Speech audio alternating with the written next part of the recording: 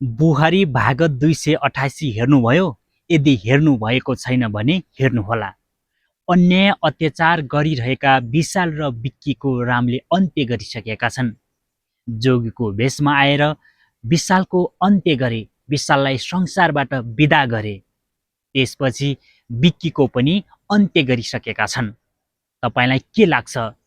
कानुनको राज्यमा कानुनलाई उल्लङ्घन गरेर रामले विशाल र विक्कीको हत्या गर्नु ठिक हो या त बेठिक हो? के लाग्छ तपाईले कमेन्ट गरिदिनु होला। यस्तै गल्ती गरिरहेका बेला रामले बारम्बार माफी दिइसकेका थिए। राम चाहन्नथे कसैको हत्या गरौँ, तर रामले अन्त्यमा जोगीको भेषमा आएर विशाल र विक्कीको हत्या गरिसकेका छन्। त्यस्तै गरी दुर्गा आमा मालती सुर्ती जस्ताको आँखा फोरिसकेका छन्। रामले के गरे? जे गरे ठिक गरे, किनभने विशाल र विक्की जेलमा थिए, तर पैसा पावरको हिसाबले उनी जेलबाट छुटेर पनि गाउँमा अन्याय अत्याचार बलात्कार जस्ता जघन्य अपराधहरू गरिरहेका थिए र रामलाई मार्ने भनेर ठुलो योजना बनाइसकेका थिए।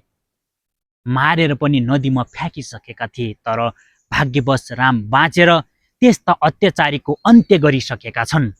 अब पालो दुर्गा आमा मालती सुर्ती जस्ताको अत्याचारलाई अन्त्य गर्ने। यता रामलाई खोजी गरिरहेका पुलिसले रामलाई जङ्गलमा फेला पारिसकेका छन्, रामलाई हत्कठिलाइसकेका छन्। अब आउने 289 भागमा के होला त? राम जेल जालान् या त के होला?